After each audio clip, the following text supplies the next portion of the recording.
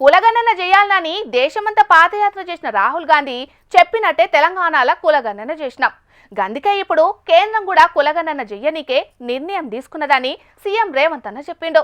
మరిగా సీఎం మాటల మీద పువ్వు పార్టీ లీడర్లు ఏమన్నారు, ఏం కథ తెలుసుకోవాలి కదా. చలో పాండ్రి మరి ఆలస్యం ఎందుకు. ఏది ఏమైనా స్థానిక బీజేపీ నాయకులకు కొంత అసూయ, అసంతృప్తి, మోడీ గారు రేవంత్ రెడ్డి గారి విధానాలను అనుకరిస్తున్నాడు అని కక్కలేక మింగలేక దుఃఖంతో ఉన్నారు. ఇంకా వాళ్ళని ఎందుకు చారి ఇబ్బంది పెడతావు? ఇక సీఎం రేవంత్ అన్న ఇట్లా మాట్లాడితే సెంటర్ మంత్రి కిషన్ రెడ్డి సారు గిట్ల కౌంటర్ వేసిండు. రోడ్డు మీద ఎడ్ల బండి పోతా ఉంటే ఎడ్ల బండి కింద ఒక కుక్క వచ్చిందట. ఆ కుక్క అనుకుందట ఈ ఎడ్ల బండి నేనే మోస్తున్నాను, నేనే నడిపిస్తున్నాను, ఈ భారం అంతా నా మీదనే ఉంది అనుకుందట. ఈరోజు కాంగ్రెస్ పార్టీ పరిస్థితి కూడా అదే విధంగా కనిపిస్తా ఉంది. దేశ జనాభా లెక్కలతోనట్టుగా కులగణన కూడా చేద్దామని సెంట్రల్ సర్కార్ తీసుకున్న నిర్ణయాన్ని తారీఫ్ చేసిన సీఎం రేవంత్ అన్న కులగణన మీద తెలంగాణ రాష్ట్రానికి అవగాహన ఉన్నది. ఒక్కో రాష్ట్రంలో ఒక్కో కులం ఒక్కో జాబితాలు ఉంటది కాబట్టి కులగణన కోసం దేశమంతటా ఒక కమిటీ ఏర్పాటు చేయాలని డిమాండ్ చేసిండు. ఇక సెంటర్ లో బీజేపీకి 400 సీట్లు రాలేదు కాబట్టి రాజ్యాంగాన్ని మార్వలేదు గానీ లేకుంటే మార్చేటోలేనని సీఎం రేవంత్ అన్న బీజేపీ పార్టీని విమర్శించిండు. వాళ్ళు అనుకున్న 400 సీట్లు వచ్చినుంటే ఈ పార్టీకి దేశంలో రిజర్వేషన్లు రద్దయ్యేటివి, రాజ్యాంగం రూపురేఖలు మారిపోయేది, ఈరోజు కులగణన కూడా జరుగుండేది కాదు. ఆ రోజు ప్రజలు మేము అప్రమత్తం చేసినాం కాబట్టి వాళ్ళకి సంపూర్ణమైన మెజారిటీ ఇవ్వకుండా 240 సీట్లు ఇచ్చారు కాబట్టి సంకీర్ణ ప్రభుత్వంలో వాళ్ళు అనుకున్న ఎజెండాను అమలు చేయలేని పరిస్థితుల్లో ఇప్పుడు ఈ సంకీర్ణ ప్రభుత్వాన్ని కాపాడుకోవాలంటే కులగణన చేసి తీరవలసిందే. ఎందుకంటే అక్కడ బీహార్లో వాళ్ళతో సంకీర్ణ ప్రభుత్వంలో ఉన్న నితీష్ కుమార్ ఇతరులు ఈరోజు కులగణన చేయాలన్న డిమాండ్తో ఉన్నారు. మొన్నటి వరకు మీరు చెప్పిన నరేంద్ర మోడీ గారు బీజేపీ కులగణనకు వ్యతిరేకంగా మాట్లాడిండు కదా. రాజ్నాథ్ సింగ్ గారు అఫీషియల్గానే చెప్పిండు, సుప్రీంకోర్టుకి చెప్పిండు మేము చెయ్యము అని, అఫిడవిటే ఇచ్చిండు.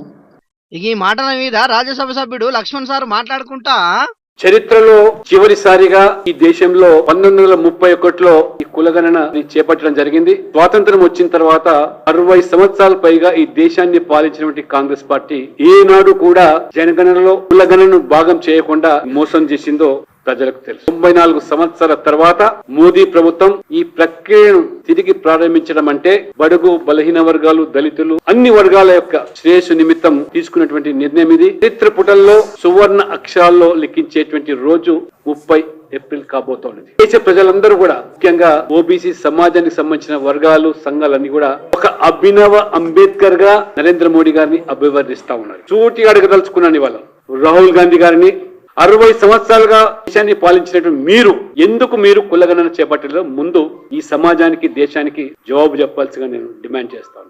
ఈ ముచ్చట్ల car party MLC Madhusudanachari sir మాట్లాడుకుంటా 2 జాతీయ పార్టీలు బీసీలకు అన్యాయం చేసినాయని గరానికి వచ్చిండు.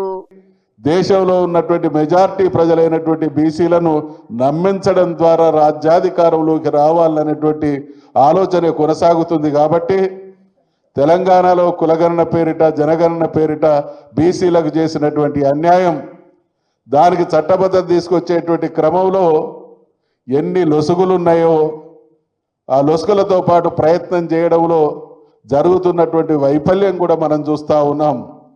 ఆ పార్టీ ఒకవైపు ఇప్పటి వరకు ఈ దేశంలో మరి 50% పైగా ఉన్నటువంటి బీసీలకు కేంద్రంలో మంత్రిత్వ శాఖ లేదు. ఈ దేశంలో ఉండేటువంటి బీసీల జనాభా ఎంతో స్పష్టత లేదు.